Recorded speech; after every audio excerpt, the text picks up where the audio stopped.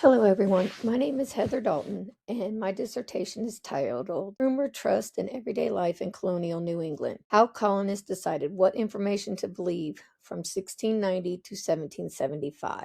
What I am really trying to understand is how people in colonial New England decided what was true in their everyday lives. They didn't have modern news systems, fact checking, instant communication. Instead, they were using constantly moving and changing newspapers, sermons, letters, gossip from taverns, gossips from the neighbors. My argument is that truth wasn't something that was fixed. It is something that people were actively building through trust, reputation, and community relationships. One of the main historians that I use is Stephen Chapin, and his book A Social History of Truth. He argues that truth is a socially constructed meaning for people to decide what to believe based on who they trust. My work supports that because in colonial New England, people often believed information depending on whether it came from ministers, respected neighbors, or trusted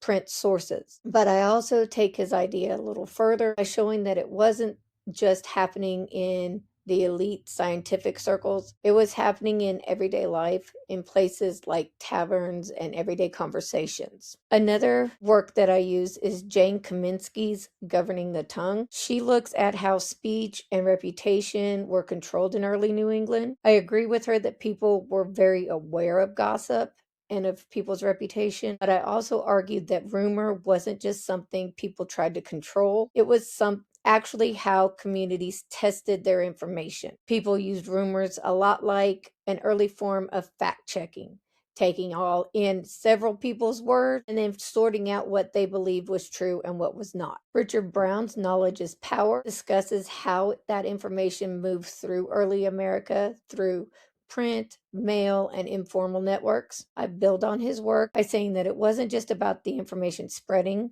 It was about how the people decided to believe it as it got to them. The same piece of news could be accepted by one person or one town and be rejected by others. It all depended on the local trust of who was giving that information. David Hall's A Culture of Print is also important.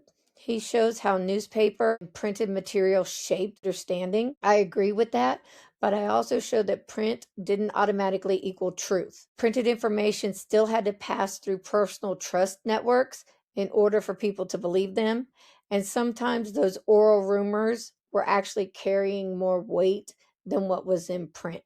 Another main source is Barbara Shapiro's A Culture of Fact from England. She discusses how the concept of fact develops over time in England, and her work helps to show that the idea of factual truth was developing during this time frame, and that colonial New England people were still mixing their religious beliefs with rumors and ideas of what is factual evidence, and that it was all very flexible and negotiable depending on the person. Bring about a more modern perspective. It also connects to recent scholarship on misinformation and communication. A lot of current research shows that people don't just accept information, they evaluate it through social networks and trusted systems to see what it actually means. They actually looked at it through what was happening in colonial New England, but without the modern technology added in.